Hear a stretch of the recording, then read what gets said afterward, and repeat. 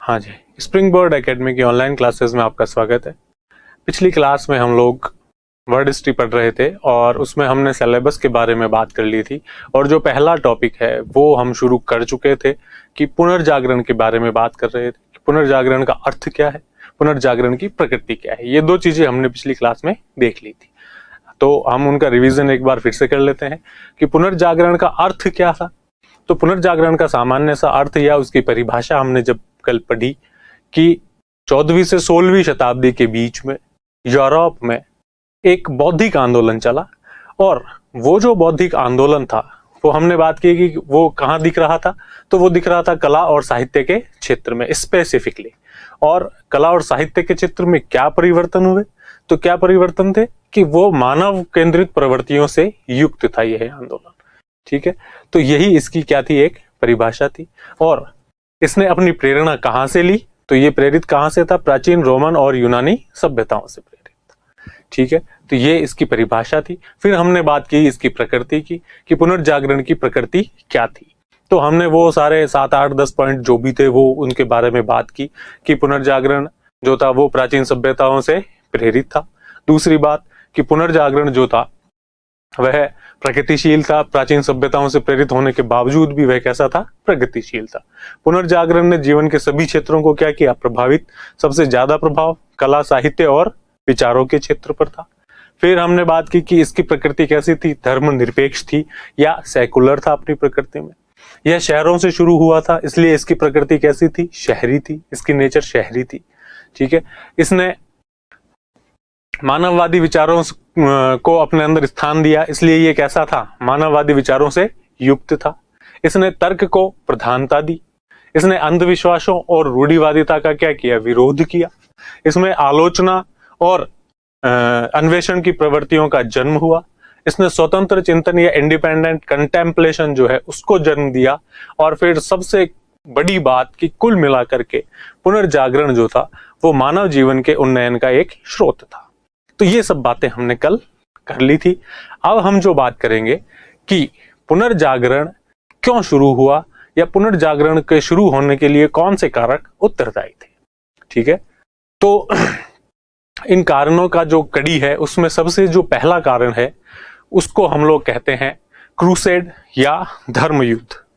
ठीक है, तो हम देखेंगे कि ये जो क्रूसेड्स थे ये क्या थे और इन्होंने किस तरह से अपना योगदान दिया कि जिसकी वजह से ये जो पुनर्जागरण है ये शुरू हुआ। ठीक है, तो सबसे पहली चीज क्या थी, धर्म युद्ध या क्रूसेड्स। बेसिकली बात करें कि ये धर्म युद्ध क्या थे, तो देखिए नाम से वैसे समझ में आ ही रहा है कि धर्म युद्ध का मतलब होता है कि धर्म के नाम पर या धर्म के लिए कोई युद्ध लड़ा गया, जिसको हमने क्या नाम दिया, धर्म युद्ध या क्रूसेड्स का। ये क्रूसेड्स क्या थे, तो बेसिकली हम जिन क्रूसेड्स की बात कर रहे हैं या जो सबसे प्रसिद्ध इतिहास का जो क्रूसेड्स कहलाते हैं वो क्रूसेड्स जो है उनके बारे में हम यहाँ पढ़ेंगे। क्रूसेड्स 11वीं से 13वीं शताब्दी के बीच में ईसाई समुदाय और मुस्लिम समुदाय के बीच में होने वाले युद्ध थे, जिनको हम लोगों ने क्रूसेड का नाम दिया। क्रूसेड सिर्फ एक युद्ध नहीं था बल्कि एक युद्धों की एक श्रृंखला थी। कुछ इतिहासकारों के अनुसार इसमें 9 क्रूसेड हुए कुल, कुछ इसे की संख्या 7 मानते हैं। भले ही जो भी हो, 7 हो या 9 हो, लेकिन कुल मिलाकर के इन क्रूसेड्स के दौरान बहुत बड़े स्तर पर जो है ईसाई और मुसलमान जो धर्म था वो दोनों बड़े स्तर पर आपस में टकरा रहे थे और लगभग 200 साल तक इस तरह का माहौल रहा कि ये क्रूसेड्स चलते रहे। फिर हम बात करते हैं कि ये क्रूसेड्स शुरू क्यों हुए या इनके क्या कारण था कि ये क्रूसेड्स हुए। कि तो जो सबसे इंपॉर्टेंट जो कारण था इन क्रूसेड्स का वो था एक पवित्र स्थल जो कि मध्य एशिया में स्थित है।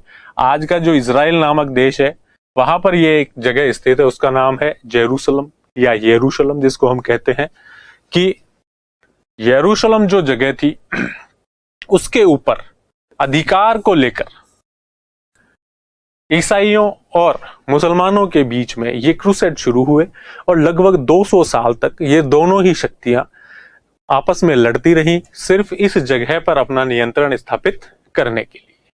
ठीक है, तो हम कहते हैं कि क्रूसेड्स क्या थे, तो क्रूसेड्स वो युद्ध थे जो कब शुरू हुए, 11वीं से 13वीं शताब्दी के दौरान। किस लिए लड़े गए? कि जेरूसलम पर अधिकार के लिए। किन के बीच लड़े गए? तो ईसाइयों और मुसलमानों के बीच में। और मुसलमानों में भी जो सबसे इंपॉर्टेंट थे वो थे सेल्जुक तुर्क। तो हम कहेंगे कि 11वीं से 13वीं शताब्दी के बीच में ये जो युद्ध थे, इन युद्धों को कहा जाता है धर्म युद्ध। अब धर्म युद्धों के बारे में एक और जो सबसे अच्छी बात है, या यूं कहें कि भाई ऐसा नहीं है, जैसा कि इनके नाम से हम देख रहे हैं कि वास्तव में ये धर्म युद्ध ऐसा नहीं था कि ये सिर्फ धार्मिक कारणों से ही प्रेरित थे, बल्कि धर्म युद्धों की जो शुरुआत है उसके पीछे कुछ और कारण था। कि इसकी शुरुआत जो है वो धर्म ने नहीं की, बल्कि इनकी जो शुरुआत थी वो राजनीति से प्रेरित थी। और वो कैसे थी? तो हम लोगों ने बात की थी कि दो प्राचीन सभ्यताएं थी यूरोप में। एक थी यूनानी सभ्यता या ग्रीक सभ्यता, ग्रीक सिविलाइजेशन जिसको कहा जाता है, और दूसरी जो सभ्यता थी वो थी रोमन सभ्यता या रोमन सिविलाइजेशन। ये जो रोमन सिविलाइजेशन था ये बहुत बड़ी सभ्यता थी और काफी बड़े स्तर पर जो है इसका इन्होंने अपना प्रभाव जो है वो फैलाया। कि ये आप देखते हैं, इस चित्र में हम देख सकते हैं, ये आधुनिक इंग्लैंड है। ये पूरा फ्रांस वाला जो पूरा क्षेत्र है वो इसके अंडर में आ रहा है, ठीक है। ये स्पेन, पुर्तगाल, और ये यहां तक कि अफ्रीका का जो उत्तरी क्षेत्र है, या यूं कहें कि भूमध्य सागर के चारों तरफ ये अरब वाला और एशिया माइनर वाला जो पूरा क्षेत्र है ये सारा इसके अंडर में है। और आप देखो कि ये जो पूरा क्षेत्र है ये किसके अंडर में आता है? ये आता था उस समय के रोमन एम्पायर के अंडर में। अब हुआ क्या, ऐसा क्या चल रहा था, क्यों ये धर्म युद्ध शुरू हुए? तो एक बहुत बड़ी बात हुई कि 395 ईस्वी के आसपास यह रोमन साम्राज्य जो है ये दो भागों में विभाजित हो गया। इसके विभाजन की कहानी आगे भी हम देखेंगे, पर अभी हम जो बात समझनी है कि यह रोमन साम्राज्य दो भागों में क्या हो गया? विभाजित हो गया। और यह पश्चिमी रोमन साम्राज्य कहलाया और यह कहलाया पूर्वी रोमन साम्राज्य। यह जो पूर्वी रोमन साम्राज्य था इसकी राजधानी थी कॉन्स्टेंटिनोपल, या हिंदी में हम इसे कहते हैं कुस्तुनतुनिया, ठीक है। इसकी राजधानी का नाम था कुस्तुनतुनिया या कॉन्स्टेंटिनोपल, जो कि महान जो सम्राट थे, रोमन सम्राट कॉन्स्टेंटाइन, उनके द्वारा बसाई गई थी 330 ईस्वी में। और तभी से ये एज ए राजधानी या कैपिटल जो है कंसिडर की जा रही थी। और बाद में ये साम्राज्य जो है विभाजित हो गया।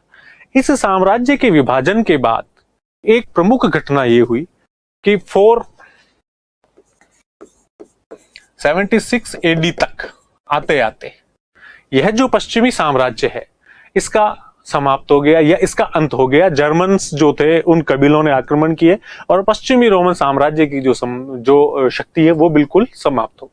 अब यहाँ पर अलग छोटे छोटे बहुत सारे राज्य बन गए। एक फ्रैंकिया हो गया, जर्मेनिया हो गया, इटली के अंदर बहुत सारे छोटे छोटे राज्य बन गए और इसके अधिकांश क्षेत्र इसके हाथ से निकल गए। इंग्लैंड अपने आप में अलग देश बन गया।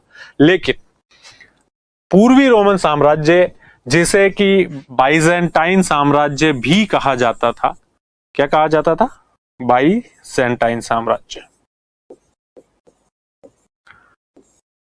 यह जो बाइजेंटाइन साम्राज्य था यह इसके बाद भी काफी सालों तक बना रहा, ठीक है। और जब यह साम्राज्य बना रहा, लेकिन देखिए कोई साम्राज्य बहुत लंबे समय तक भले ही बना रहे लेकिन उसमें कुछ कमियां आना शुरू हो जाती है।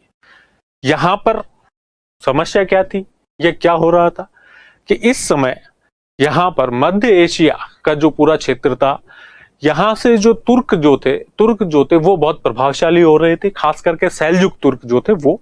और ये जो सेल्जुक तुर्क थे इन्होंने लगातार कोशिशें की और इसके ऊपर आक्रमण करना शुरू कर दिया। कहां पर? कुस्तुनतुनिया, ठीक है। तो जब इन्होंने कुस्तुनतुनिया पर आक्रमण करना शुरू किया और धीरे धीरे ये आक्रमण इतने प्रबल हो गए कि कुस्तुनतुनिया ऐसी स्थिति में नहीं रहा कि अकेला तुर्कों की शक्ति का मुकाबला कर सके। इसलिए कुस्तुनतुनिया के एक राजकुमार जिसका नाम था एलेक्सियस, प्रिंस एलेक्सियस, इस प्रिंस एलेक्सियस ने एक प्लान बनाया कि मैं अकेला अगर इनको नहीं जीत सकता तुर्कों को, तो मुझे किसी का समर्थन चाहिए, और वह समर्थन इसने ढूंढा, वो ढूंढा रोम के अंदर। कि रोम में इस समय ईसाई धर्म का जो प्रमुख था, जो जिसको हम क्या कहते हैं, पोप कहा जाता है। पोप इस समय यहाँ पर रोम पे बैठता था, और पोप जो था वो अभी भी ईसाई दुनिया का धार्मिक प्रमुख के साथ साथ राजनीतिक रूप से भी बहुत शक्तिशाली था। तो इस समय पोप अर्बन सेकंड था, पोप का नाम था पोप अर्बन सेकंड। तो एलेक्सियस गया मिलने किससे, इस अर्बन सेकंड से, और उसने कहा कि देखिए हम भी ईसाई हैं, आप भी ईसाई हैं, भले ही हमारी मान्यताओं में थोड़ा बहुत कुछ डिफरेंस हो सकता है, लेकिन है तो हम दोनों ईसाई। और अभी तुर्कों का जो आक्रमण है उसकी वजह से ईसाई धर्म जो है उसके जो क्षेत्र हैं वो बहुत खतरे में है। और आप देखो कि यहाँ पर ये इजराइल वाला क्षेत्र है, यहाँ पर जेरूसलम था। उसने बताया कि अब मैं इतना पावरफुल हूं नहीं कि मैं जेरूसलम पर अपना पूरा कंट्रोल रख सकूं, और ये सब क्षेत्र जो है ये किसके हाथ में चले गए, तुर्कों के हाथ में। तो इसने कहा, एक ऑफर दिया कि हम लोग मिल करके इन तुर्कों का मुकाबला करते हैं, और हमारे जो धार्मिक स्थल है उनकी क्या करते हैं, सुरक्षा करते हैं। इसका उद्देश्य था कि तुर्कों का जो आक्रमण हो रहे थे कुस्तुनतुनिया पर, उसको कंट्रोल किया जाए और किसी तरह से अपनी शक्ति को बचा के रखा जाए। जबकि पोप का उद्देश्य था कि इसके माध्यम से जब सारे जो शासक थे वो जब प्रयास करेंगे एक धार्मिक स्थल के लिए, इससे पोप की शक्ति में वृद्धि हो जाएगी। इसलिए पोप को भी ये सुझाव अच्छा लगा। पोप ने एक सभा रखी, और जितने भी पश्चिमी जो राज्य थे, जितने भी पश्चिमी ईसाई राज्य थे, उन सब से डिमांड की कि आप लोग जाएं और जाकर के हमारे जो ये क्षेत्र हैं इनको बचाएं। और इसी कड़ी में पहला क्रूसेड जो है वो शुरू हुआ। और फिर ये क्रूसेड जो पहला जो क्रूसेड था वो 1091 ईस्वी में शुरू हुआ, और फिर धीरे धीरे ये जो क्रूसेड 95 ईस्वी में, और उसके बाद 1291 ईस्वी तक ये क्रूसेड्स चलते रहे। और इस तरह से कुल मिलाकर के 9 बार इन पश्चिमी शक्तियों ने कोशिश की। वो बहुत सारे तरीकों से यहाँ पहुंचे, जेरूसलम पर उन्होंने अधिकार भी किया, और कुछ समय के लिए जेरूसलम पर कंट्रोल भी किया। और जैसे ही यहाँ से वापस ये जाते तो तुर्क वापस से आक्रमण करते, फिर इस पर अधिकार कर लेते, और इस तरह से 200 साल तक ये दोनों शक्तियां आपस में लड़ती रही। फाइनली जेरूसलम पर मुस्लिमों ने अपना अधिकार कर लिया, क्योंकि अब हर बार इतना चीजें संभव नहीं थी कि हर बार जो है पश्चिमी शक्तियां यहाँ आए, अपनी सहायता दें, फिर जाएं, फिर वापस से, क्योंकि तुर्क जो है वो यहाँ बहुत ज्यादा पावरफुल थे। तो कुल मिलाकर के फाइनली ये जो धर्म युद्ध थे इनके अंदर अंतिम विजय, अंतिम रूप से जो विजय थी वो किसकी हो गई, मुसलमानों की। ठीक है, अब बात ये करते हैं कि भले ही युद्ध हुए हों, ये हमारे यहाँ सिलेबस में किस काम के, या यहाँ किस तरह से काम आ रहे हैं, या इन्होंने पुनर्जागरण को किस तरह से बढ़ावा दिया। तो हम देखते हैं कि धर्म युद्धों के दौरान जो सबसे इंपॉर्टेंट बात हुई वो यह थी कि इस समय ईसाई लोग, जिनका केंद्र कहाँ था, ये रोम में था, और फैले हुए थे पूरे ग्रीक जो क्षेत्र था वो बाइजेंटाइन साम्राज्य और पश्चिमी रोमन साम्राज्य। यह ईसाई सिर्फ अपने देश तक सीमित थे, लेकिन अब पहली बार ये लोग अपने क्षेत्रों से बाहर निकले। जितने भी बड़े शासक थे वो, जितने बड़े सामंत थे वो, योद्धा थे वो, और सामान्य नागरिक वर्ग भी जो है यहाँ से बाहर निकला। और जब ये लोग बाहर निकल के और इन्होंने बड़ी बड़ी लंबी भौगोलिक यात्राएं की, तो सबसे बड़ी बात थी कि इन यात्राओं के माध्यम से इनको एक नया एक्सपीरियंस मिला। और ऐसा हम मानते भी हैं, कहा भी जाता है कि जो व्यक्ति जितनी ज्यादा यात्राएं करता है या घूमता फिरता है, उसका नॉलेज या उसका जो मानसिक जो क्षितिज है वो उतना ही ज्यादा विस्तृत होता है। ठीक ऐसा ही हुआ यूरोपीय लोगों के साथ। जब इन्होंने ये यात्राएं की तो इनका मानसिक क्षितिज जो है वो विस्तृत हुआ। जैसा कि हम मानते हैं कि कोई व्यक्ति जिसको बहुत समझदार होता है या बहुत इंटेलिजेंट मानते हैं, तो हम कहते हैं कि इसने घाट घाट का पानी पिया है। इसका मतलब कि इस व्यक्ति ने बहुत सी जगहों की यात्राएं की है, और वहां से जो नॉलेज है वो प्रैक्टिकल नॉलेज इन्होंने अपनाई है। ठीक ऐसा ही यूरोपीय लोगों के साथ हुआ, ईसाई लोगों के साथ हुआ, और उन्होंने इन यात्राओं की वजह से जो इनका अनुभव था वो बहुत ज्यादा बढ़ गया। तो सबसे जो बड़ी बात थी कि अनेक प्रकार के अनुभव जो है वो ये लोग अपने साथ लेकर के आए, या एक्सपीरियंस जिसको कहते हैं कि अपने साथ बहुत सारा एक्सपीरियंस लेकर के लौटे ये लोग, जिसमें नई सभ्यता संस्कृतियों से इनके के बारे में इनके विचार थे। इन्होंने देखा कि वहाँ बहुत सारी ऐसी चीजें हैं जो हम लोग नहीं जानते हैं, और इसी कड़ी में बहुत सी कुछ ऐसी नई चीजें थी जो यूरोपीय लोगों को पहली बार पता चली। और सबसे इसमें बड़ी बात ये थी, ये चीजें, इसमें से बहुत सी चीजें ऐसी थी जो यूरोपीय लोगों की थी, या जो यूरोपीय विद्वान थे उनकी बातें भी इन लोगों को नहीं पता थी। वो इन्होंने कहां से सीखी? अरबों से। तो पहली बार जब अरबों के साथ इनका संपर्क हुआ तो इन्होंने बहुत सी नई चीजें जो है वो इन्हें देखने को मिली। और वो नई चीजें क्या थी? तो सबसे पहला एक बहुत महान विद्वान यूनान के, उनका नाम था अरस्तु या एरिस्टोटल। एरिस्टोटल के जो साइंटिफिक टेक्स्ट थे वो यूरोप वालों को इस समय पहली बार, इससे पहले भूल चुके थे ये लोग कि एरिस्टोटल का ज्ञान क्या था। तो ये लोग सबसे पहले इसके संपर्क में कब आए? जब ये धर्मयुद्धों के दौरान अरबों के संपर्क में, अरबों के माध्यम से इन्हें जो है अरस्तु के वैज्ञानिक ग्रंथों की क्या मिली? जानकारी मिली। बाद में इन्होंने इसका अध्ययन किया और पढ़ा तो इनको पता चला कि ये सब चीजें कहाँ डेवलप हुई थी? यूरोप में। ठीक है। इसके अलावा यूरोप बहुत पिछड़ा हुआ था। अरबी अंक पद्धति, अरेबिक न्यूमेरिक सिस्टम, इसकी जानकारी भी अरबों से मिली। अंक पद्धति की न्यूमेरिकल सिस्टम 1 2 3 4 जो हम लोग पूरी काउंटिंग बोलते हैं, इससे पहले रोमन भाषा की जो काउंटिंग थी वो बहुत सीमित थी, क्योंकि जीरो नहीं था उन लोगों के पास, इसलिए बहुत सीमित दायरे में ही लिख पाते थे। लेकिन उन्होंने कहां से सीखा? अरबों से। और वास्तव में अरबों ने ये चीजें कहां से सीखी थी? भारत से। तो अरब इस अंक पद्धति को हिंदसा कहते थे खुद, लेकिन यूरोपीय लोगों ने इसे क्या कहा? अरबी। तो अरबों ने ये अंक पद्धति सीखी भारत से, और यूरोपीय लोगों ने ये पद्धति कहां से सीखी? अरबों से। इसलिए उन्होंने इसको क्या कहा? अरबी अंक पद्धति। इसके अलावा बीज गणित, इसकी जानकारी भी, या अलजेब्रा की जो जानकारी है वो भी इनको कहां से मिली? अरबों के संपर्क से। इससे पहले यूरोपीय लोग अलजेब्रा के बारे में कुछ नहीं समझते थे। तो इस तरह से उनका जो दिमाग है वो खुल रहा है, विस्तृत हो रहा है। इनको बहुत सारी नई चीजें जानने को मिल रही है, और ये कोई सामान्य चीजें नहीं है। मैथ्स जिसके ऊपर आज की सारी गणनाएं टिकी हुई है, आज की सारी फिजिक्स टिकी हुई है, टेक्नोलॉजी जो है उसका बेस ये है। ये सब चीजें यूरोप ने कहां से सीखी है? देखो, अरब से। और कब सीख रहे हैं? ठेठ 12वीं 13वीं शताब्दी के अंदर।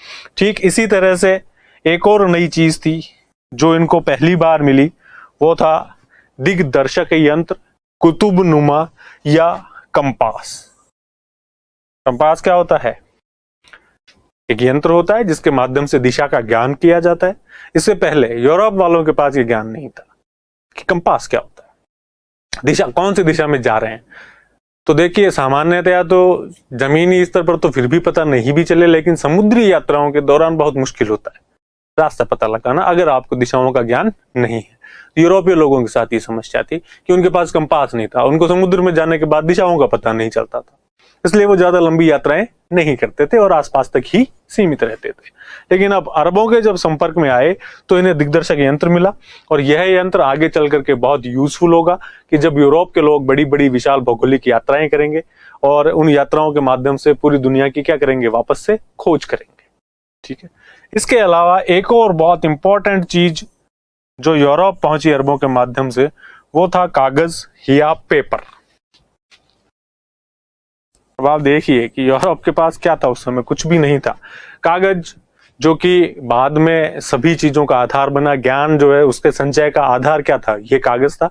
इस कागज के ऊपर वो सब चीजें लिखी गई, उन्हें संचित किया गया, उन्हें इकट्ठा किया गया, और फिर जो है नॉलेज जो है वो बढ़ती गई। तो यह जो कागज के बारे में जानकारी थी, यह भी अरबों के माध्यम से ही कहां तक पहुंची? आपके यूरोप तक। इससे पहले यूरोप वालों को कागज के बारे में कोई बहुत ज्यादा जानकारी नहीं थी। तो कुल मिलाकर के ये जो धर्म युद्ध थे, कि ये थे भले ही युद्ध, भले ही इनका नकारात्मक प्रभाव ज्यादा था, लेकिन इन्होंने यूरोप को सकारात्मक रूप से भी प्रभावित किया। और वो कैसे? कि इनकी वजह से यूरोप का जो है अब एक तरफ तो दिमाग जो है वो खुलता जा रहा था, बौद्धिक जो क्षितिज है वो और ज्यादा ब्रॉड हो रहा था।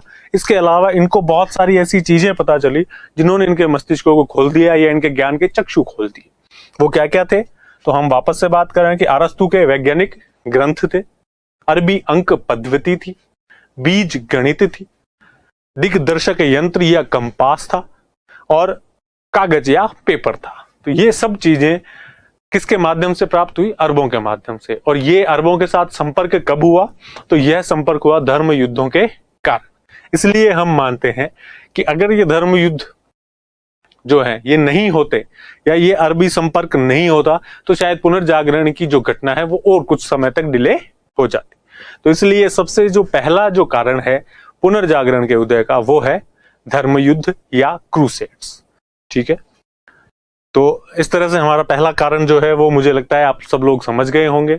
वो सारा जो इतिहास की हमने बातें की है ये हमारे सिलेबस का काम नहीं है, ये सिर्फ समझने की बातें हैं। ये बहुत काम की चीजें हैं कि कौन सी चीजें इन्होंने प्राप्त की और उनका क्या इम्पैक्ट पड़ा, वो हम आगे आगे देखते चले।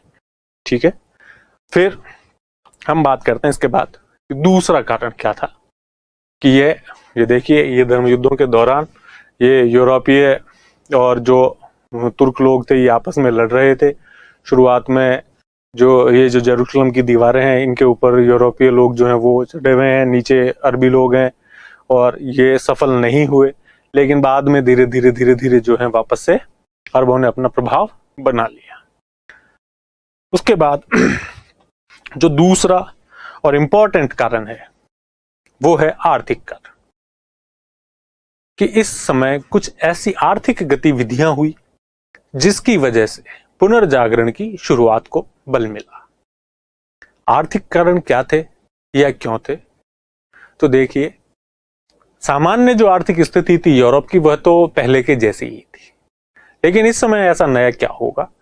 तो जब धर्म युद्ध हुए और धर्म युद्धों के बाद में जब ये अरब लोगों के संपर्क में आए यूरोपीय, तो ऐसा नहीं था कि सब लड़ने के लिए या युद्ध पर, धार्मिक युद्धों पर सिर्फ यूरोपीय लोग जो है सिर्फ योद्धा ही जा रहे थे, ऐसा नहीं था। बहुत से ऐसे लोग जिनको अपना व्यापार बढ़ाना था, जिनको वैसी संभावनाएं वहां दिखाई दे रही थी, वो भी इनके साथ गए। और इस संपर्क के बाद में ये जो धर्म युद्धों के दौरान जो संपर्क हुआ, इस समय या इसके बाद में बहुत सारे यूरोपीय व्यापारी एशिया माइनर और जेरूशलम वाला जो क्षेत्र थे वहां पर जाकर के बस गए।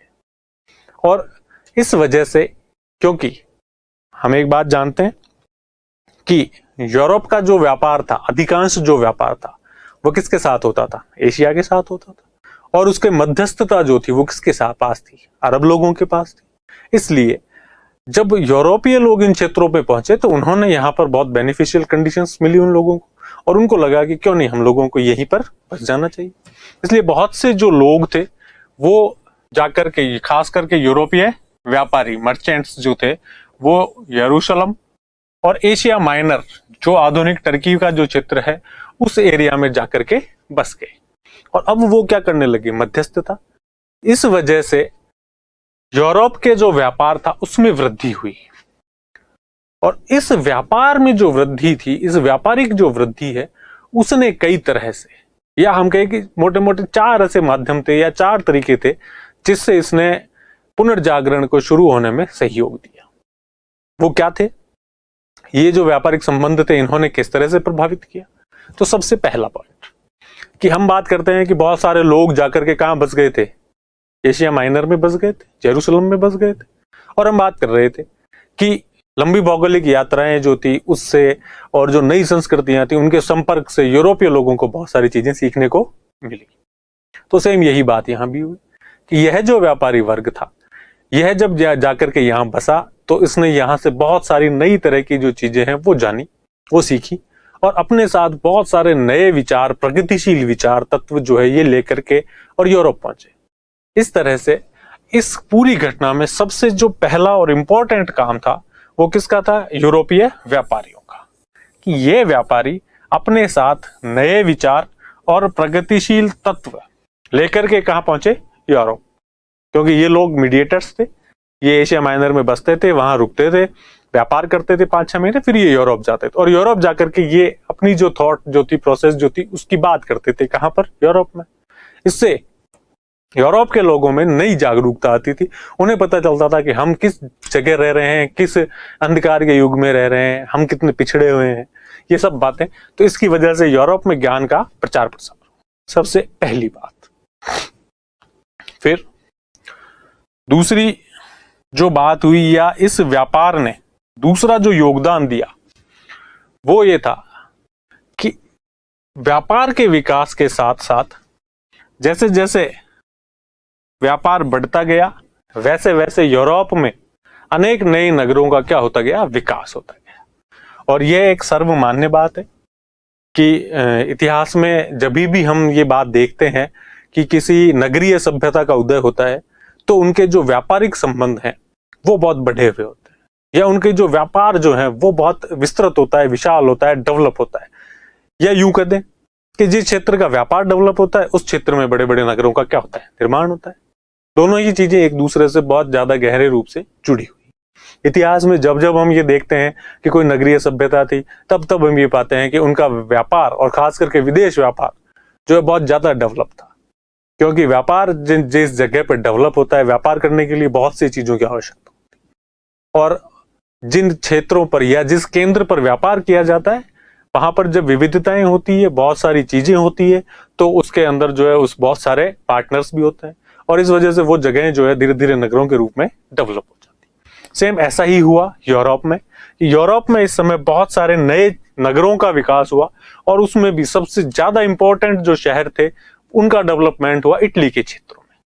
इटली के जो क्षेत्र थे वहां पर वेनिस, मिलान और फ्लोरेंस जैसे महान नगरों का जन्म हुआ।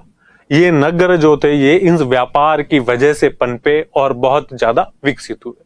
धीरे धीरे ये छोटे छोटे नगर राज्य बने, और इन नगर राज्यों ने अंतरराष्ट्रीय जो व्यापार के केंद्र होने के कारण यहाँ पर विचारों का जो है आदान प्रदान बहुत बड़ी मात्रा में होता था, तथा यहाँ पर विचारों की क्या स्वतंत्रता को बहुत ज्यादा प्रोत्साहन दिया गया। यह बात तो सामान्य बात है कि नगरों में विचारों की स्वतंत्रता ज्यादा होती है बजाय ग्रामीण क्षेत्रों के। ऐसा क्यों? तो जो भी ग्रामीण पृष्ठभूमि के लोग हैं वो ये चीज अच्छे से समझते हैं कि गांव में अगर कोई व्यक्ति कुछ भी कर रहा है, खास करके कई बार स्टूडेंट्स को कुछ ऐसे शौक होते हैं कि धूम्रपान जैसा कोई शौक है, और गांव में धूम्रपान करना जो है थोड़ा मुश्किल हो जाता है। क्यों? क्योंकि छुपने के लिए जगह नहीं मिलती। गांव में हर व्यक्ति जो ये चीजें ध्यान रखता है कि कहाँ जा रहा है, कहाँ छुप रहा है। डर रहता है कि कभी न कभी कोई ना कोई शिकायत कर देगा, या कोई भी व्यक्ति आकर के टोक सकता है। लेकिन शहरों में बातें बिल्कुल अलग। वही लोग जो गांव में छुप करके ऐसा करते थे, वो शहर में सड़क के ऊपर खुले में धुएं का छल्ला बनाते हुए चलते हैं, और उनको कोई रोकने टोकने वाला नहीं है। सेम ऐसी ही बातें विचारों के क्षेत्र में भी कही जा सकती। गांव में आप कोई बात कहोगे, लोग आपकी बात का जल्दी से विश्वास नहीं करेंगे, लेकिन शहर में आप जो है कुछ भी बात कहो, किसी को भी कहो, किसी को मतलब है तो इंटरेस्ट लेगा, अदरवाइज नहीं लेगा। लेकिन उसके लिए आपको किसी बात का जवाब नहीं देना पड़ेगा। जवाबदेही जो है वो शहरी माहौल में थोड़ी सी कम हो जाती। इसीलिए शहरों में जब नए विचार पनपते थे तो शहर उनको आश्रय दे देते थे, जबकि यह बातें गांवों में संभव नहीं थी। इसीलिए पुनर्जागरण के दौरान जो भी नई बातें थी उन सब का डेवलपमेंट इस शहरी प्रकृति के कारण। इसलिए हमने बात की कि पुनर्जागरण की प्रकृति कैसी थी, शहरी थी, क्योंकि शहरों में ही उन विचारों को क्या मिला था, प्रोत्साहन मिला था। इसलिए यह जो दूसरा जो कारण था कि व्यापार के विकास से नगरों का विकास हुआ, और इन नगरों ने विचारों की स्वतंत्रता को क्या दिया, प्रोत्साहन दिया। ये ज्ञान के वाहक बने। एक तो ये व्यापार के केंद्र थे, बहुत सारी जगह के लोग यहाँ आकर के रुकते थे, आपस में बातचीत होती थी, विचारों का आदान प्रदान होता था, जिससे कि आधुनिकता आती है। दूसरी तरफ यहाँ पर विचारों की स्वतंत्रता थी। इसलिए इन शहरों ने भी पुनर्जागरण के विकास के लिए अनुकूल माहौल उपलब्ध करवा दिया। फिर तीसरी बात कि जो इसी प्रकार इसी चीज से जुड़ी हुई है, कि जो तीसरी सबसे इंपॉर्टेंट चीज हुई इस व्यापार की बढ़ने से, कि देखिए व्यापार जब बढ़ता है तो किसी न किसी को बेनिफिट होता है, कोई तो बेनिफिट ले रहा था। और इस बार चूंकि यूरोपीय व्यापारी इसमें अग्रणी भूमिका निभा रहे थे, इसलिए इस व्यापार से यूरोप के जो व्यापारी वर्ग था उसकी समृद्धि बढ़ी, वो उनकी जो प्रॉस्पेरिटी थी वो बढ़ रही है। और इन यूरोपीय व्यापारियों की जो प्रॉस्पेरिटी थी या समृद्धि थी, उसने भी इस सब के अंदर बहुत ज्यादा योगदान दिया। वो कैसे दिया कि देखिए कि जब वो लोग समृद्ध हुए, जब वो लोग बहुत पैसा प्राप्त कर लिया, तो उन्हें मौका मिला शिक्षा प्राप्त करने। देखिए, जो आदमी भूखा नंगा होगा, जिसके पास खाने का भी जुगाड़ नहीं होगा, वो शिक्षा के बारे में बाद में सोचेगा। आप किसी रोड पर भीख मांगते हुए किसी व्यक्ति को कहो कि भैया अपने बच्चों को स्कूल क्यों नहीं भेजते हो, उसके लिए बात वैसी ही होती है कि भैया हम पहले खाने की तो व्यवस्था करो, पहले इनको जिंदा तो रख लूं। सेम वैसी ही बात यहाँ भी है। शिक्षा का महत्व उसके बाद में पता चलता है, जब अब लोगों का पेट भरा हुआ होता है तब उन्हें शिक्षा का महत्व पता चलता है। सेम ऐसी बात यहाँ हो रही थी कि इन यूरोपीय व्यापारियों को जब बहुत सारा पैसा था तो इनके पास समय था, और अब इस समय से का इन्होंने उपयोग कहाँ किया? शिक्षा प्राप्त करने। ठीक है, इसलिए इन्होंने शिक्षा या एजुकेशन जो है वो प्राप्त की। और जब ये लोग शिक्षित हुए तो पहली बार ये लोग अरबी जगत में जो बड़े बड़े पुस्तकालय बने हुए थे, जिन्हें बेसिलिकास कहा जाता था, उनके संपर्क में आए। देखिए, इस समय बगदाद, जो कि अभी कहाँ है? इराक में है। काहिरा, जो कि कहाँ है? मिस्र में है। और कॉर्डोवा, जो कि स्पेन में था। इन सब जगहों पर, ये सब अरब क्षेत्र के पार्ट थे, और यहाँ पर बहुत बड़े बड़े पुस्तकालय थे। यहाँ पर बहुत सारी किताबें, बहुत सारा ज्ञान जो है उसका संचय हो रखा था। और यह व्यापारी वर्ग पहली बार इस ज्ञान के संपर्क में आया। और जब ये इस ज्ञान के संपर्क में आएगा तो इनके विचार जो हैं वो बहुत ज्यादा खुल जाएंगे।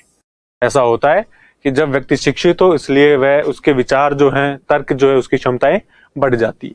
इसलिए ये जो यूरोपीय व्यापारी वर्ग था, इनकी क्षमताएं बढ़ी, शिक्षा प्राप्त की, और शिक्षा प्राप्त करके ये बहुत सारे ज्ञान के संपर्क में आए, इसलिए इनके विचार अब बहुत ज्यादा खुल गए। और जब इनके विचार खुले तो उसका एक बेनिफिट हुआ। इन लोगों ने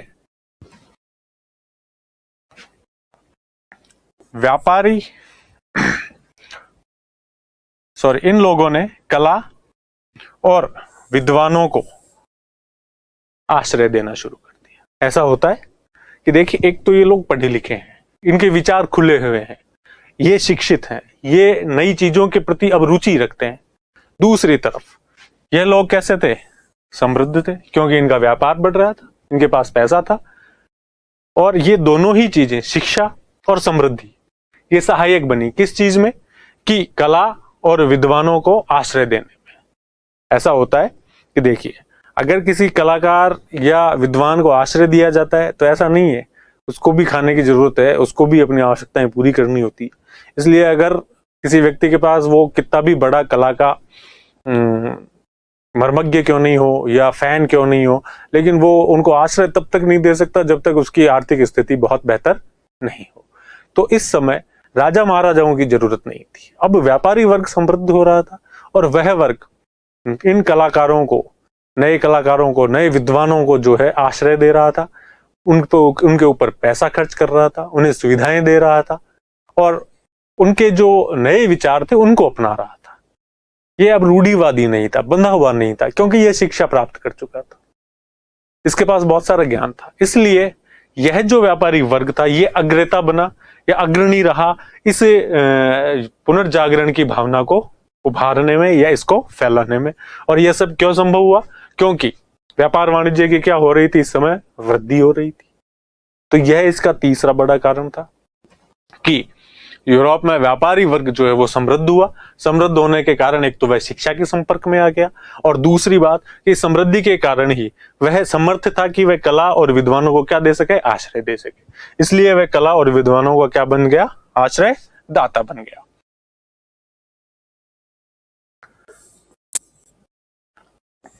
ठीक है, तो इस तरह से यह इसका तीसरा प्रभाव था।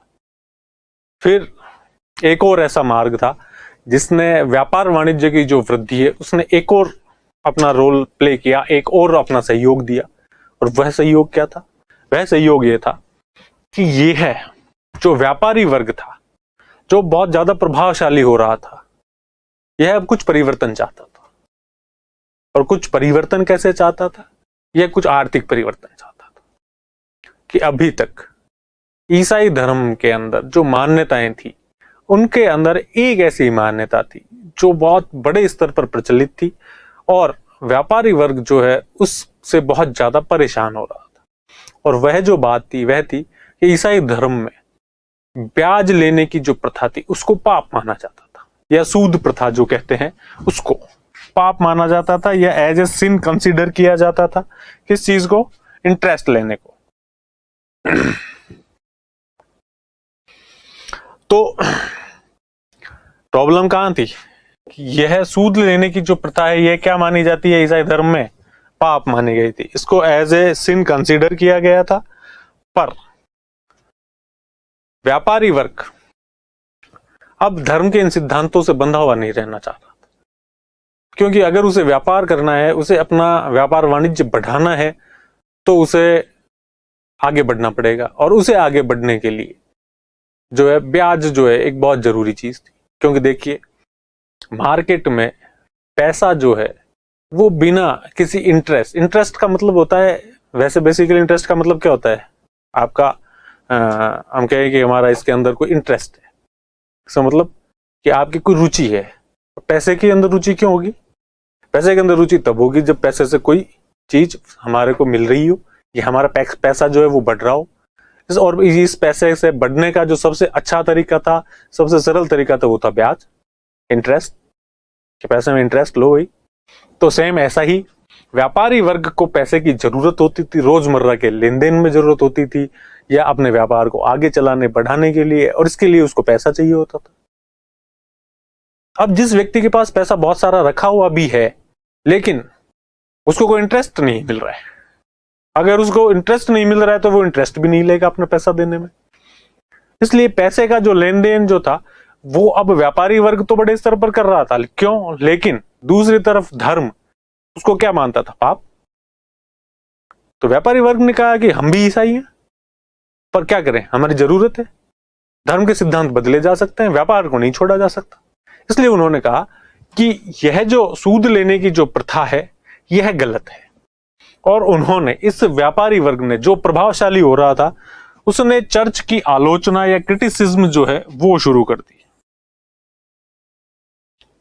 चर्च की क्या करना शुरू कर दिया? आलोचना, क्रिटिसिज्म। और अगर चर्च की अगर आप आलोचना करोगे तो चर्च का जो महत्व है वो क्या होने लग जाएगा?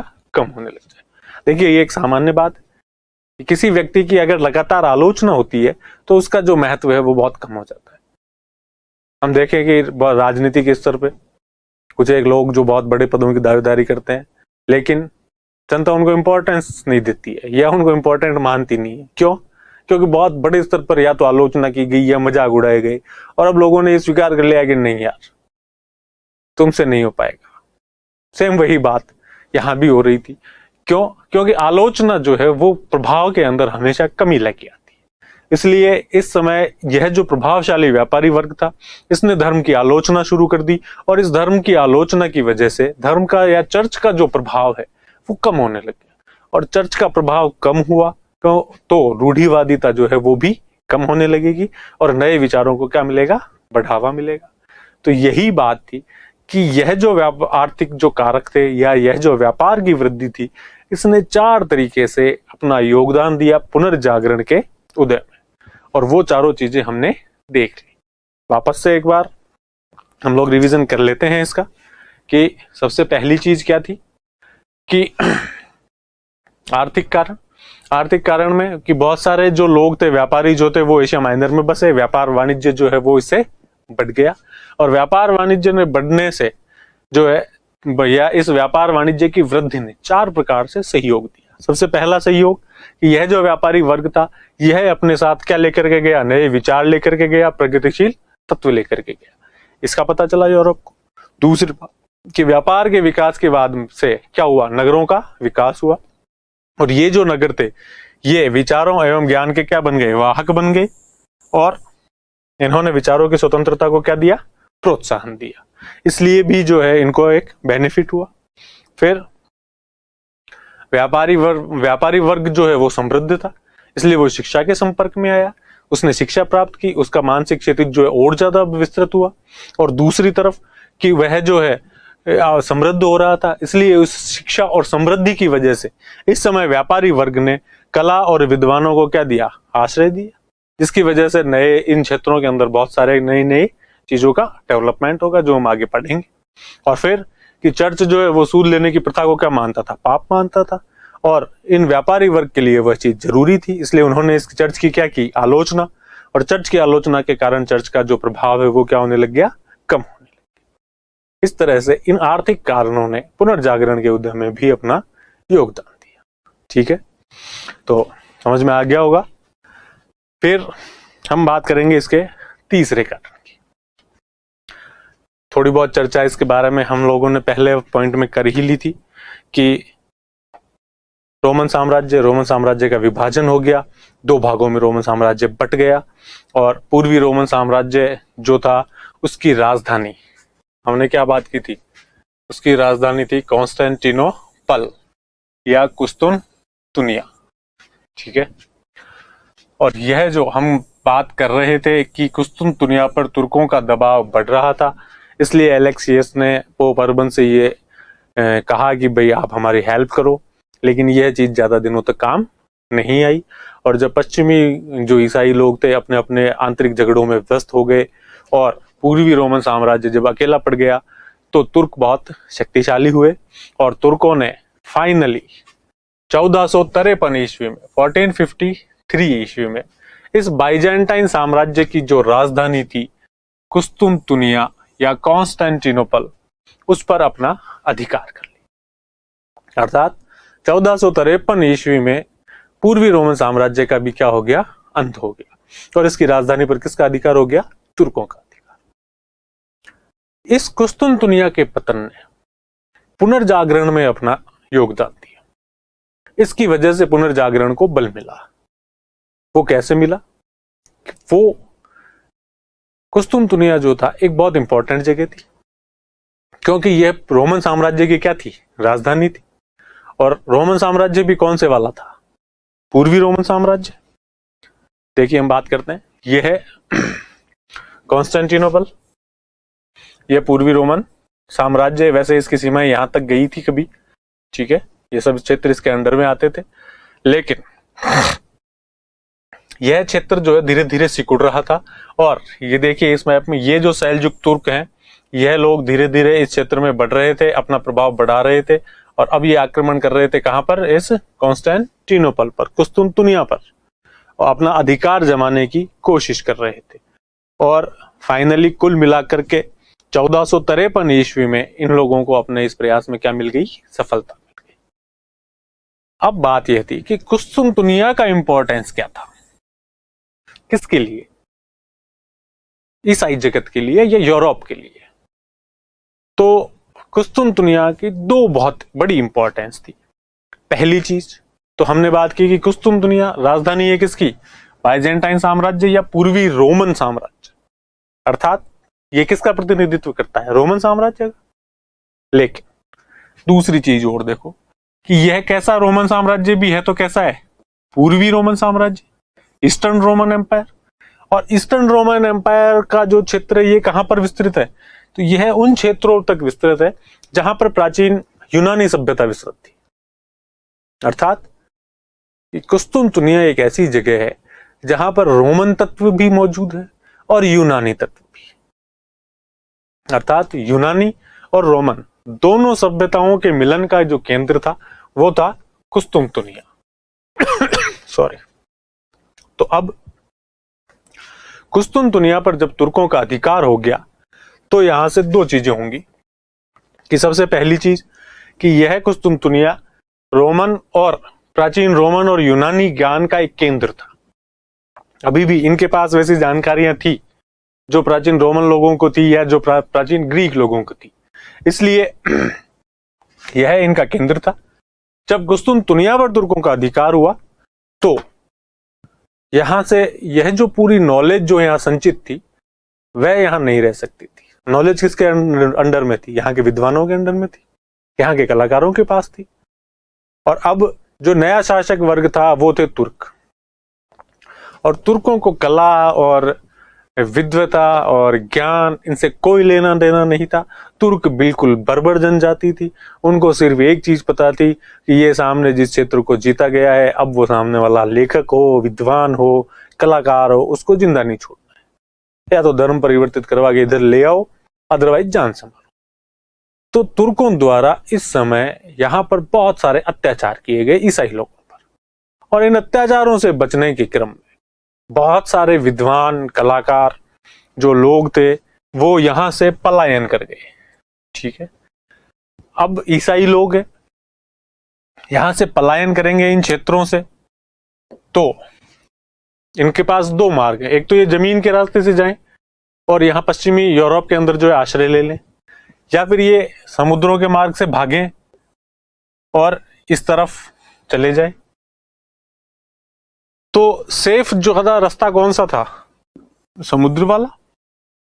इसलिए यहां से जो बहुत सारे लोग भागे, वो भाग करके, और सबसे नजदीक कौन पड़ता था? सबसे नजदीक जो ईसाई जगत का जो क्षेत्र था वो था इटली। इसलिए यहां से बहुत सारे विद्वान लोग भाग करके कहां पहुंचे? इटली पहुंचे। हालांकि यूरोप के बाकी भागों में भी पहुंचे लोग, लेकिन सबसे ज्यादा जो लोग थे वो कहां पहुंचे? इटली में। और इटली के नगर इस समय डेवलप हो रहे थे, नगरों का उदय हो रहा था, विकास हो रहा था, और वहां पर जो है व्यापारी वर्ग जो था वो इन नगरों का करता धरता था। वह नई कला को, नए विचारों को हमेशा क्या देता था? अपना समर्थन देता था। इस वजह से ये जो विद्वान थे इनको यहाँ आसानी से संरक्षण मिल गया, और यह जो इनके विचार थे ये यहाँ आकर के और ज्यादा डेवलप होने का इनको मौका मिल गया। इसलिए कुस्तुनतुनिया के पतन के बाद बड़े स्तर पर विद्वानों का क्या हुआ? पलायन हुआ। और इस पलायन की वजह से जो है बहुत सारा जो ज्ञान यहाँ संचित था वो सब कहाँ पहुंच गया? अब पश्चिम में, पश्चिमी यूरोप में। और एक बहुत बड़ा एग्जाम्पल, एक कार्डिनल था, उसका नाम था कार्डिनल बेसारियोन। ठीक है, कार्डिनल बेसारियोन जो है, ये देखिए, अकेला ऐसा व्यक्ति था जो 800 पांडुलिपियां या मैन्युस्क्रिप्ट्स लेकर के अपने साथ इटली पहुंचा था। एक व्यक्ति, पूरी नाव में सिर्फ यही रखी थी। इसने पहले लोगों से हेल्प मांगी कि भैया मेरी किताबें निकलवा दो, तुर्क लोग आ रहे हैं, आने वाले हैं, मेरे मकान पर हमला कर देंगे। लोगों ने अपनी अपनी जान बचाने की सोची, पर बेसारियोन का एक ट्रिक बैठ गई और इसको एक बड़ी नाव मिल गई।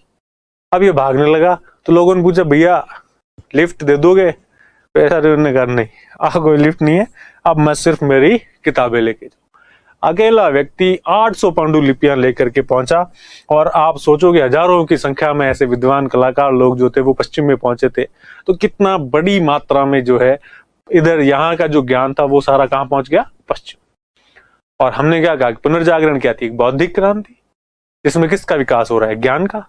तो सामान्य सी बात, इस घटना ने भी इस चीज में अपना बहुत बड़ा योगदान दिया। तो कुस्तुनतुनिया के पतन, ठीक है, क्योंकि कुस्तुनतुनिया किसका? प्राचीन रोमन और यूनानी सभ्यताओं का क्या था? यहाँ पर उसके अवशेष सुरक्षित थे, और तुर्कियों के अत्याचारों से बचने के लिए दार्शनिक, विद्वान और कलाकार, ये सब लोग कहां पहुंचे?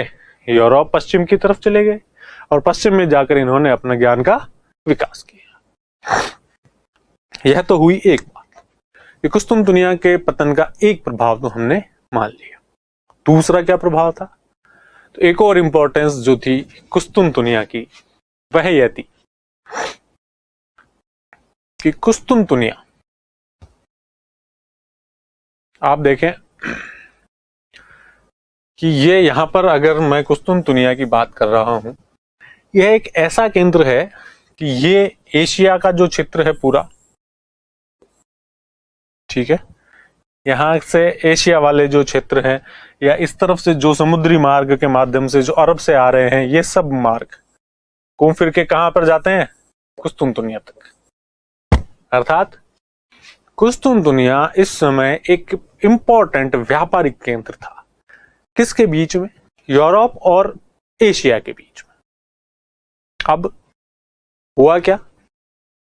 अभी तक तो व्यापार चल रहा था, बहुत सारे अरबी व्यापारी जो थे, देखिए यूरोप जो है वहां पर जो पूर्व के जो देश थे, खास करके भारत था, चीन था, यहाँ के मसालों की, इंडोनेशिया था, वहां के मसालों की बहुत ज्यादा डिमांड थी। ठीक है। यूरोप में सबसे ज्यादा जिस चीज की अगर आवश्यकता थी तो वो थी, डिमांड थी, तो वो थी मसाले। और यूरोप वालों को ये सब चीजें प्राप्त होती थी, तो इनके अंदर एक बहुत बड़ा रोल प्ले करता था कुस्तुनतुनिया, क्योंकि यहाँ से अरब व्यापारी जो थे, ये अरब पेनिसुला है, अरब लोग जो थे ये जाते थे समुद्रों के मार्ग से, और यहाँ से भारत वगैरह से, चीन से, यहाँ से ये देखिए पेपर, काली मिर्च, ये खरीदते थे। और ये सब चीजें खरीद करके कहाँ लेके जाते थे? यूरोप।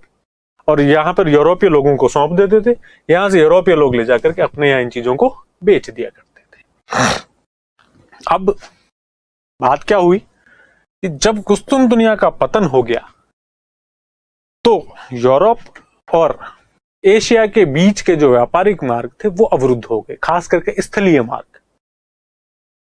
और जब व्यापारिक मार्ग अवरुद्ध हुए तो यूरोप की जो आवश्यकता की, जो यवन प्रिया थी, जिसको काली मिर्च कहा जाता है, जिसके यवन बहुत ज्यादा दीवाने थे, भारत वालों ने, हमने उसका नाम यवन प्रिया रख दिया काली मिर्च का, कि यवन लोगों को इससे ज्यादा प्रसिद्ध फेमस कोई चीज नहीं है, इससे ज्यादा वो चीज किसी को भी पसंद नहीं करते। यवन प्रिया की डिमांड जो है वहां बहुत ज्यादा बढ़ गई, और जब यवन प्रिया कम पड़ने लगी तो अब यूरोप के लोगों में एक बेचैनी। अब देखिए, यहां तो फिर भी क्या पता कहीं से पहुंच जाए, पर जो लोग यहां बैठे हैं ठेठ पश्चिम में, पुर्तगाल, स्पेन वाले क्षेत्र, उन तक तो मसाले पहुंच ही नहीं रहे, या वहां तक यवन प्रिया या काली मिर्च पहुंच रही है तो उसके भाव इतने ज्यादा है कि खरीद नहीं पा रहे। इसलिए यह जो व्यापार का अवरुद्ध हुआ, इस व्यापार के अवरुद्ध होने के कारण यहां पर जो यूरोपीय लोगों ने महसूस की पूर्व की जो आने वाली जो वस्तुएं थी उनकी कमी, और अब वो बहुत ज्यादा व्यग्र हो गए।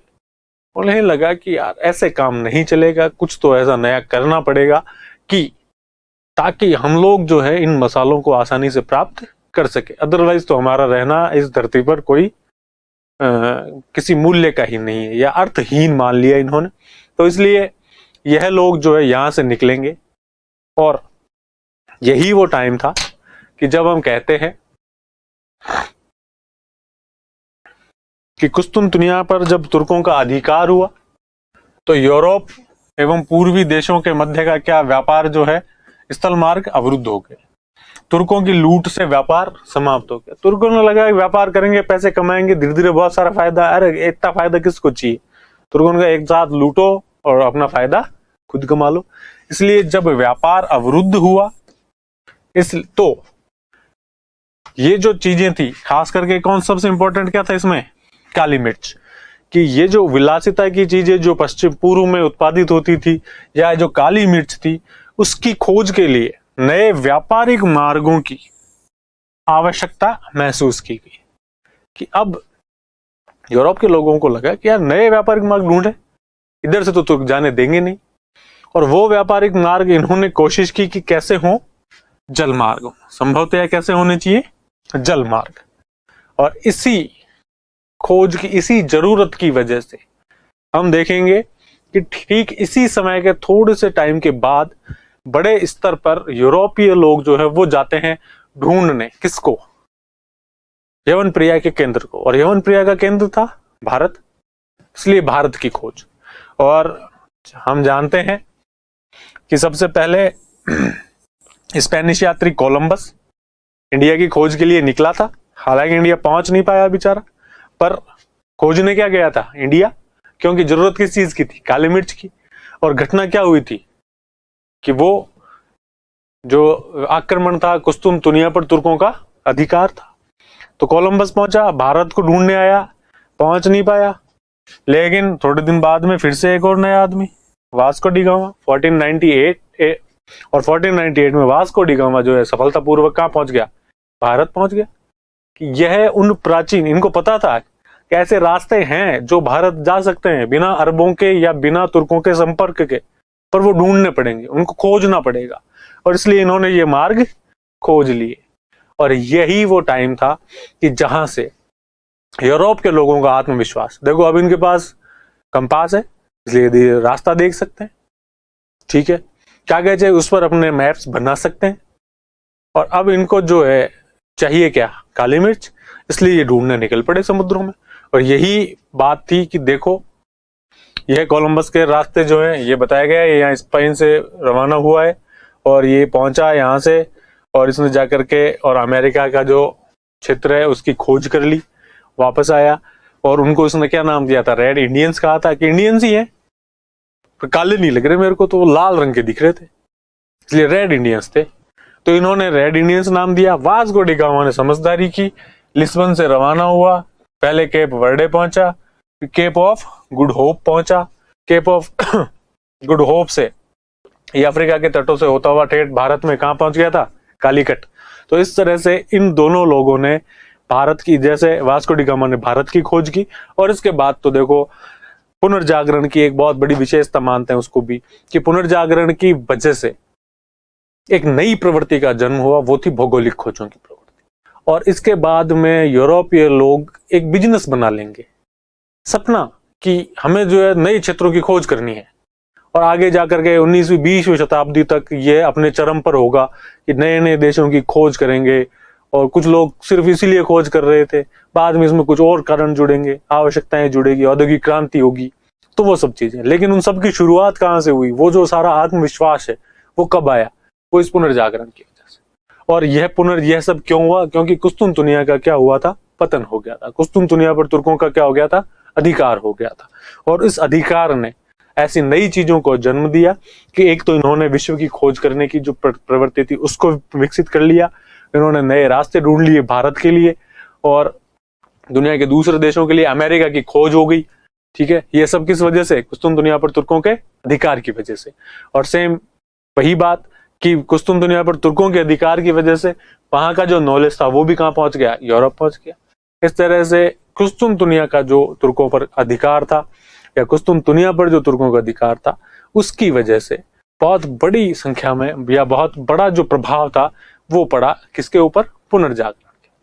ठीक है, तो ये दो चीजें कि कुस्तुनतुनिया पर तुर्कों का अधिकार हुआ, उसकी वजह से दो बातें हुई।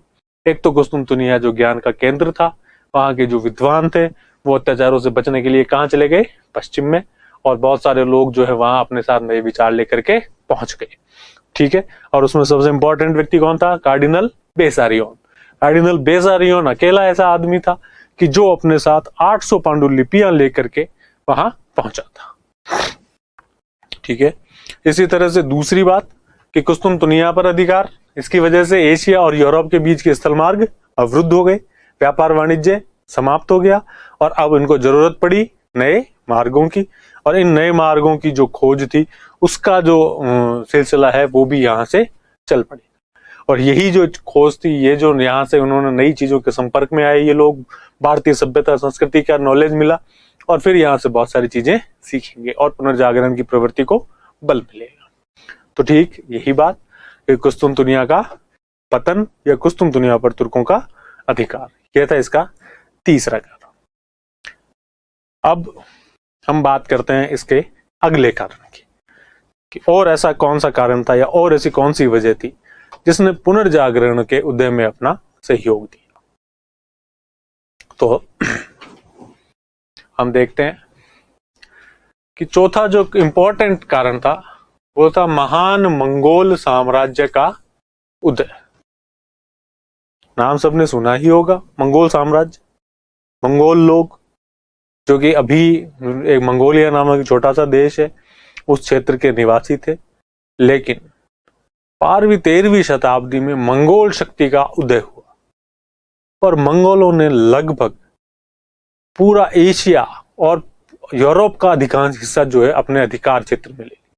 ऐसी कोई जगह नहीं थी जहां तक वो घोड़ों के माध्यम से पहुंच सकते थे और उसको नहीं जीत सकते थे, ऐसी कोई जगह उन्होंने नहीं छोड़ी। ठीक है, और यह जो मंगोलों का जो साम्राज्य था, यह इसका जो उदय हुआ था, तो देखिए सबसे पहला जो मंगोल नेता था वो चंगेज खान था, हमने सबने जब जानते हैं।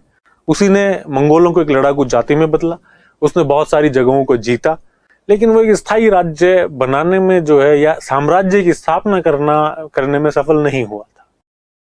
लेकिन उसका एक पोता था, उसका नाम था कुबलई खान। क्या नाम था उसका, कुबलई खान। यह जो कुबलई खान था यह बहुत महान शासक था या महान मंगोल था, और इसने एक विशाल मंगोल साम्राज्य की स्थापना कर ली, एक मंगोल एम्पायर, ठीक है, एक मंगोल एम्पायर की स्थापना कर ली। ये कुबलाई खान है, इस तरह का कुछ दिखता था, और ये है कुबलाई खान का विशाल एम्पायर। आप देखोगे, कल्पना नहीं कर सकते हो, इससे विशाल एम्पायर किसी एक अकेले शासक ने नहीं किया होगा कभी भी खड़ा, जितना विशाल एम्पायर इन्होंने खड़ा किया। यह पूरा चीन का क्षेत्र, यह मंगोलिया, यह रशिया के क्षेत्र, ठीक है, ये पूरा मध्य एशिया वाला जो क्षेत्र है, ये पूरे सब इसके अंदर में है। और ठेठ कहां तक जा रहा है, देखो, रूस है, हंगरी है, पोलैंड है, ये सब देश, ठेठ आधा यूरोप इन्होंने जीत लिया, इनके नाम से डरते थे। और बहुत विशाल बड़े स्तर पर ये कौस्तुम दुनिया यहाँ रह रही है, ठीक है। और इससे पहले पहले तक ये पूरा क्षेत्र जो है, ये किसके अंडर में है, मंगोलों के अंडर में। क्या देखिए, ये khanate of great Khan, great Khan का मतलब था कुबलाई खान, और उसके बाद में उसने छोटे छोटे खानेट्स को बांट दिया अपने इसको, ठीक है, कि यहाँ पर ये खानेट ऑफ गोल्डन होर्ड की थी, इल खानेट नामक जो जगह थी, यहाँ पर पर्शिया वगैरह पर इनका अधिकार था, ठीक है। ये चगताई जो खानेट थी उसका राज्य था, बाद में चगताई वाले से तैमूरलंग वगैरह निकल के आते हैं। तो ये जो पूरा साम्राज्य था, विशाल साम्राज्य, यह किसने बनाया था, यह बनाया था कुबलाई खान। पर सिर्फ साम्राज्य बना लेना एक इंपॉर्टेंट बात नहीं थी। इस साम्राज्य की, या कुबलाई खान का जो साम्राज्य था, उसकी एक बहुत बड़ी विशेषता थी। कुबलाई खान एक महान शासक था, विद्वानों की, कला की कद्र करता था, नए विचारों की कद्र करता था। और देखो कि जिस समय ये लोग, मंगोल लोग, विश्व को जीत रहे थे, तो इनका भी ज्ञान चक्षु खुल रहे थे। इन्हें पता चल रहा था कि हम तो बिल्कुल जंगली हैं, हमारे अंदर सभ्यता नाम की चीजें अभी बहुत कम विकसित हुई है। जब ये बाहर निकले, इन्होंने बहुत सारी सभ्यताएं देखी। जब बहुत सारी सभ्यताएं देखी तो कुबलाई खान का दिमाग इस ओर चला, और उसने प्रयास किया कि उसका दरबार एक ऐसा केंद्र बने कि जहां पर दुनिया की जितनी भी संस्कृतियां हैं वो उसके दरबार में केंद्रित हों।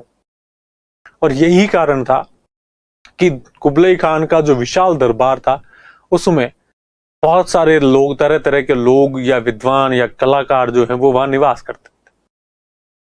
अब आप कल्पना करें कि पोप के प्रतिनिधि भी वहां थे, इस्लाम धर्म के नुमाइंदे भी वहां थे, बौद्ध धर्म के प्रचारक भी वहां थे, और भारतीय जो सनातन धर्म के जो प्रवक्ता थे वो भी वहां होते थे। भारतीय ज्योतिषाचार्य वहां होते थे, भारतीय गणिताचार्य वहां होते थे। उनको बुलाया जाता था, उनको सर्विस में रखा जाता था, उनको बहुत सारी सुविधाएं दी जाती थी।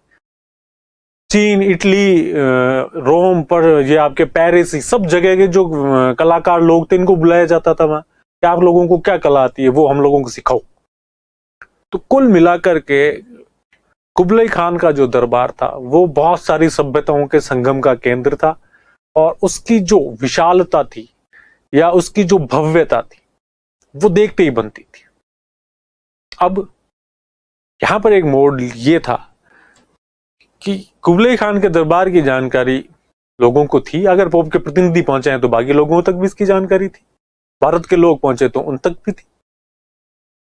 पर इस समय एक बहुत इंपॉर्टेंट व्यक्ति था, या एक इंपॉर्टेंट यात्री था, ठीक है, जिसका नाम था मार्को पोलो।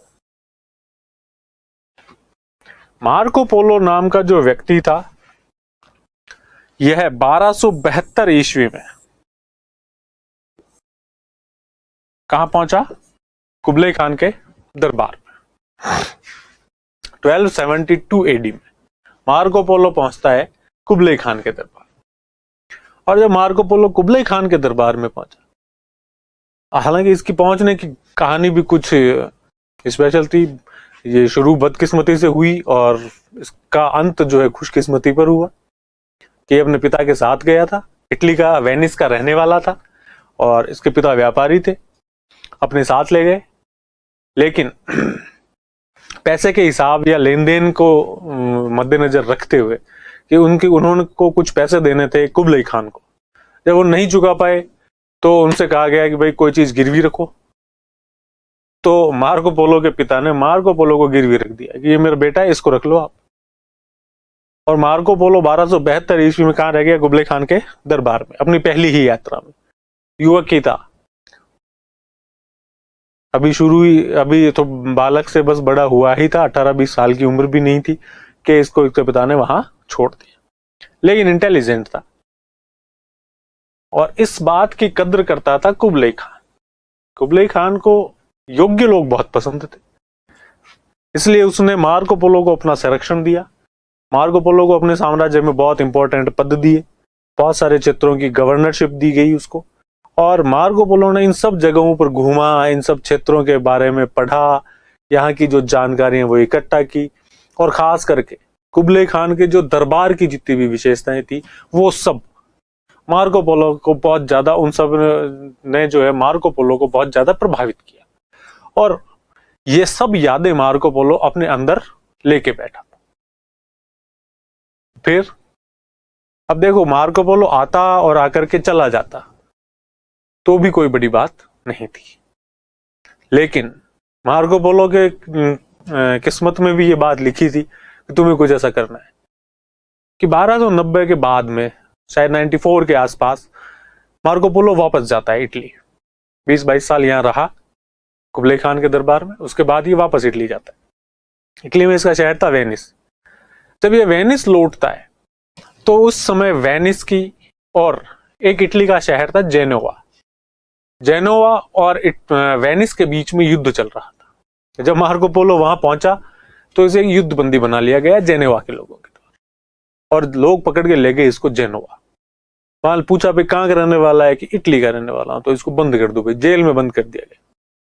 अब मार्को पोलो जो 20 साल से घूम ही रहा था, दुनिया का सबसे महान यात्रियों का राजकुमार या तो वेन्सवांग था या ये था, तो ये घूमने वाला व्यक्ति जिसको एक छोटी सी 6x6 की जेल में बंद कर दिया गया, न घूम सकता है, न चल सकता है, न फिर सकता है।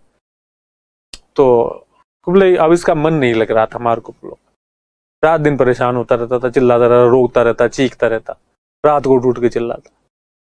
और ये जो इसकी हरकतें थी, पड़ोस में सोने वाला एक दूसरी सेल में एक और आदमी रहता था, उसका नाम था रस्टिन चेलो। ठीक है, क्या नाम था उसका? रस्टिन चेलो।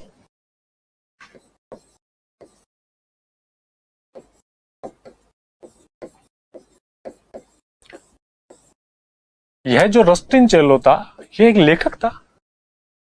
तो ये बहुत परेशान हुआ उससे कि क्या है भाई, क्यों रोज रोज रोता रहता है, क्या समस्या है? तो इसने कहा कि भाई मेरे से बैठा नहीं रहा जाता, एक जगह बैठ नहीं सकता, बहुत समस्या है कि मैं घूमने की आदत है, पिछले 20 साल से घूम रहा था और अब मैं कहीं जा नहीं सकता और मैं बहुत परेशान हो गया, ऐसे तो मैं यहीं मर जाऊंगा। अभी तो शादी वगैरह भी नहीं की है, इस तरह के भी उसने कई किस्से सुनाए। रस्टिन चेलो ने कहा भाई कोई बात नहीं, तुझे एक राय देता हूँ, तू एक काम कर, तूने जहां जहां की जो जो यात्राएं की है या जिन जिन चीजों के बारे में जो जो जानता है वो सब लिख दे। वेरी गुड, अच्छा आइडिया है। इसके माध्यम से क्या होगा कि तू तेरी यात्रा भी कर लेगा और तेरा मन भी लग जाएगा। और इस बात से लेकर के प्रभावित होकर के रस्टिन चेलो ने इसकी जो पूरी यात्रा का वर्णन है वो लिखा एक किताब में, और उस किताब का जो नाम था वो था travels of Marco Polo, Marco Polo की यात्राएं। और उस किताब में इसने सभ्यता और संस्कृति जो थी कहाँ की, मंगोल साम्राज्य की, मंगोल दरबार की, उसका वर्णन किया।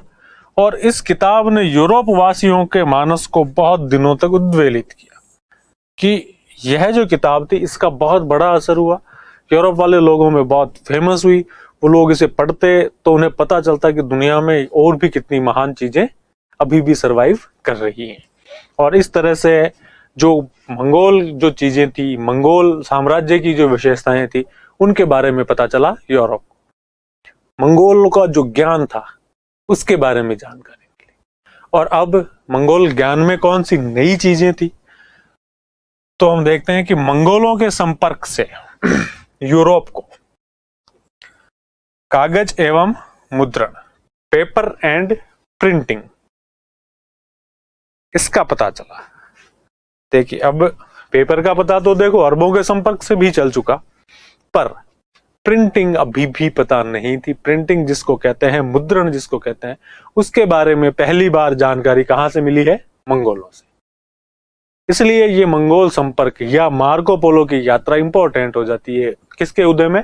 पुनर्जागरण के विकास में। दूसरी चीज, हालांकि पहले भी मिल चुकी थी, लेकिन कुतुबनुमा इसकी जानकारी भी मार्को पोलो के जो किताब थी उसमें थी, और बहुत सारे लोगों को तभी पता चला जब उन्होंने मार्को पोलो की बातें सुनी।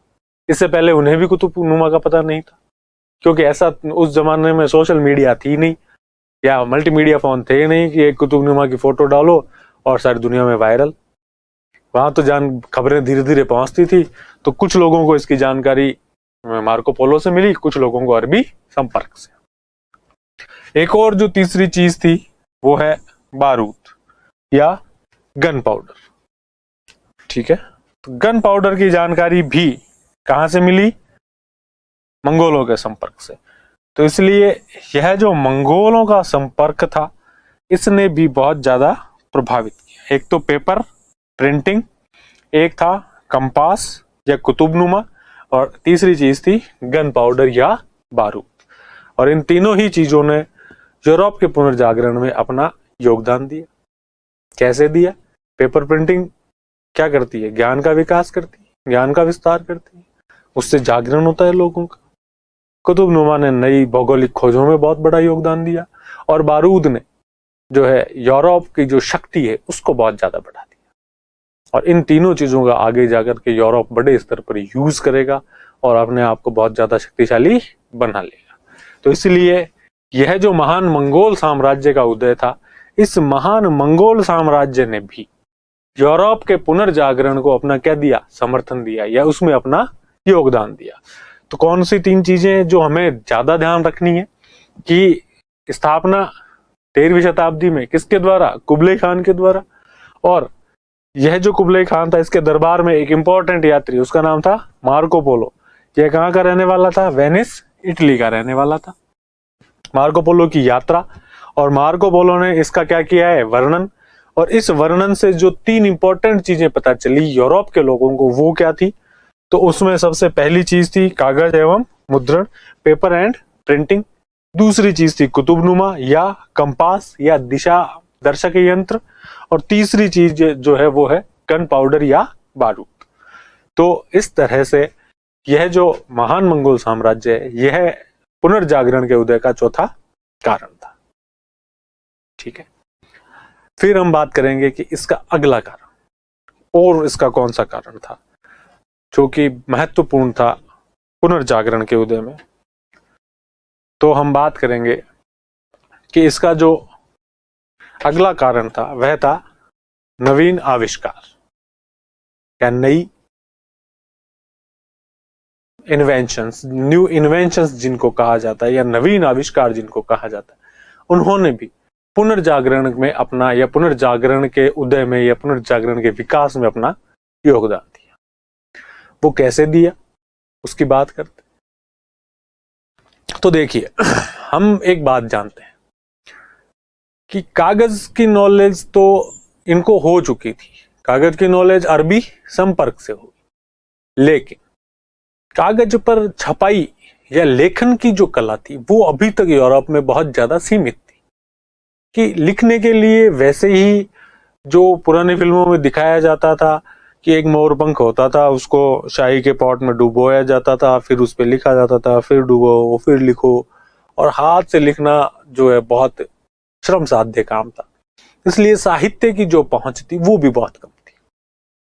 ठीक है, लेकिन मंगोलों के संपर्क से इन्हें मुद्रण की जानकारी मिली कि मंगोलों ने कुछ ऐसे यंत्र बना रखे हैं कि उन पर शब्द लिखे हुए हैं, बस शाही में डुबो लगाओ, आपको हाथ चलाना ही नहीं, शाही में डुबो और लगाते रहो।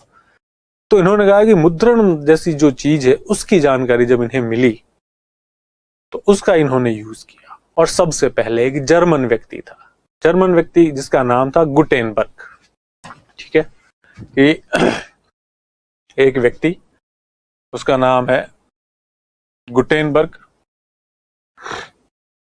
यह रहा जर्मन व्यक्ति गुटेनबर्ग ने, ठीक है,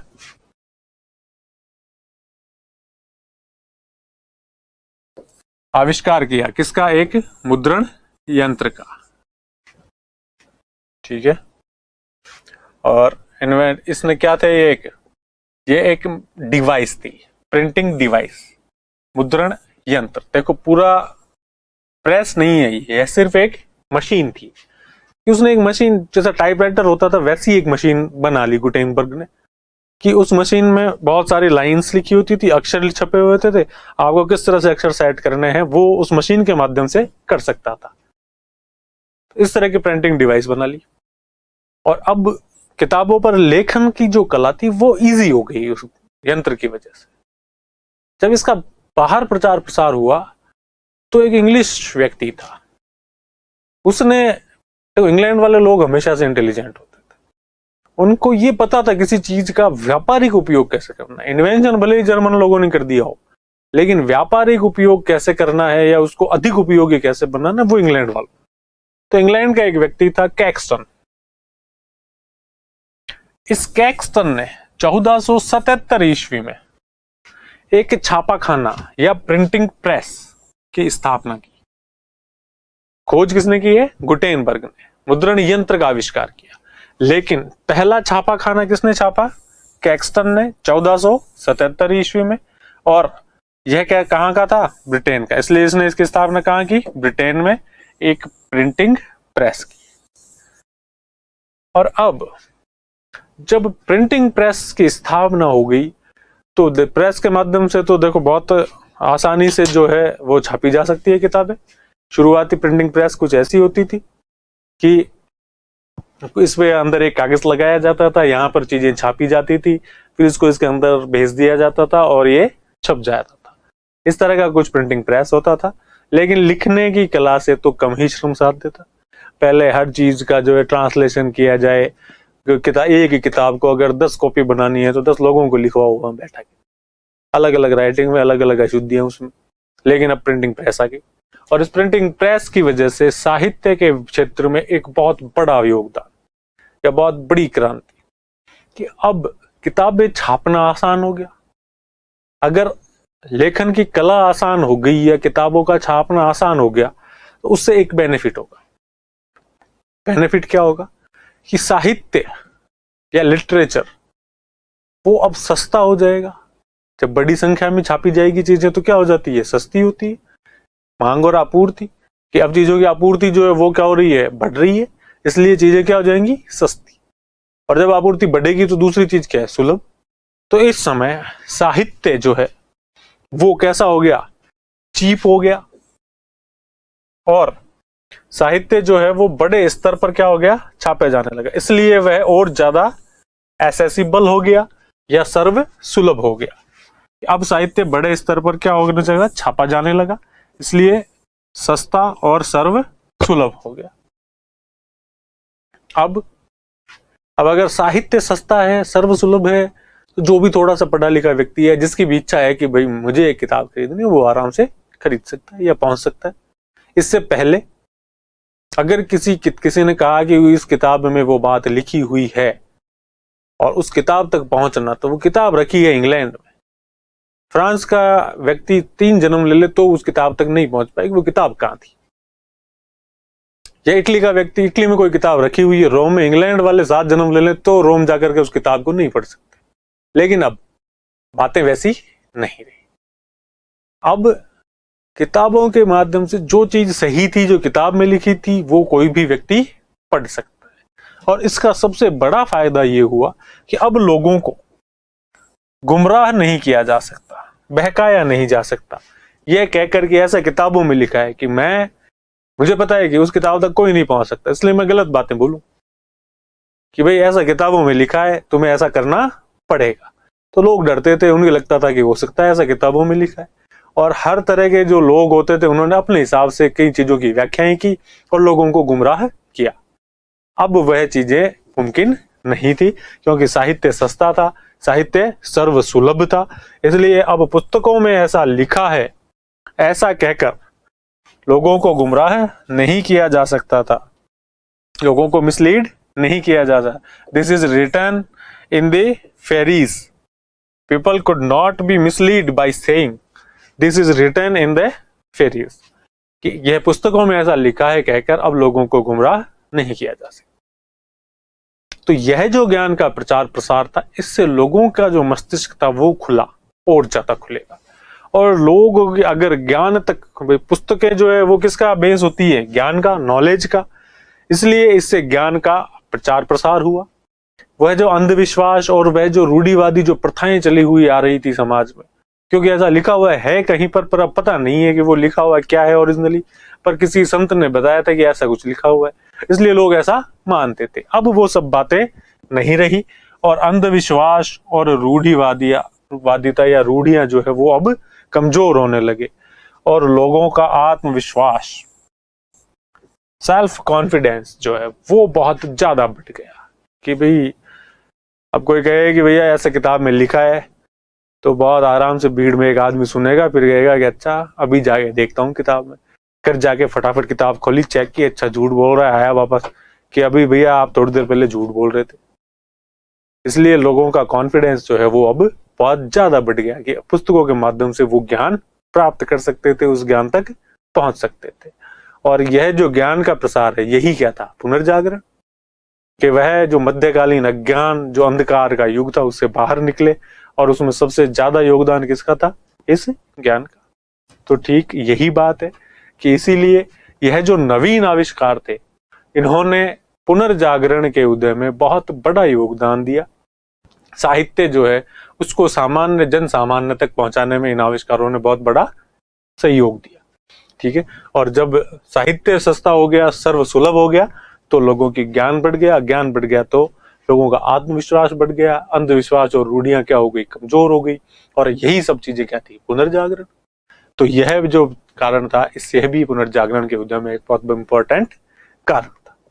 इस तरह से तो अब ये जो 5 इंपॉर्टेंट जो कारण थे, जो हमने पांचों देख लिए, और एक बार से वापस आप पांचों कारण देख ले कि क्या क्या 5 चीजें थी, कौन कौन से 5 कारण थे जिन्होंने इसमें योगदान दिया। तो सबसे पहला कारण था धर्म युद्ध हुए और उनका प्रभाव। दूसरा था आर्थिक कारण, कि धर्म युद्धों के कारण अरबों का और ईसाइयों का संपर्क, और उस संपर्क की वजह से जो फायदे हुए वो सब हमने आर्थिक कारणों में देखे। उन्होंने पुनर्जागरण में कैसे अपना योगदान दिया। तीसरी बात जो हमने देखी वो था कुस्तुनतुनिया पर तुर्कों का अधिकार। इस चीज से कैसे जो है यूरोप प्रभावित हुआ, कुस्तुनतुनिया के पतन का क्या प्रभाव पड़ा यूरोप पर और यूरोप के विदेश संबंधों पर। ठीक है, और इन्होंने योगदान दिया कहाँ, पुनर्जागरण, ज्ञान के प्रसार में। फिर हमने बात की कि महान मंगोल साम्राज्य का उदय हुआ, और महान मंगोल साम्राज्य जो है उसके उदय ने, और वहां की जो बातें थी, उन्होंने वहां से कौन सी नॉलेज जो है वो यूरोपीय लोगों तक पहुंची और उसने कैसे अपना डेवलपमेंट किया। और 5वीं चीज थी कि यह वैज्ञानिक आविष्कार। तो यह जो है छापे खाने का जो आविष्कार हुआ, इसने किस तरह से अपना योगदान दिया। और यह सब चीजें जो है, इन सब बातों ने मिल करके जिस प्रवृत्ति को जन्म दिया, उसको हम कहते हैं पुनर्जागरण। तो इसलिए उम्मीद करता हूं कि आप लोगों को ये सब बातें समझ में आई होंगी, और इन्हें पढ़ें, 1-2 बार याद करें। और बहुत आसान सी बातें हैं, सरल सरल सी चीजें, इंटरेस्टिंग चीजें हैं, याद हो जाएंगे आराम से। रिवीजन करें बार बार। और ठीक है, यही इसी के साथ अपन इस क्लास को समाप्त करते हैं। धन्यवाद।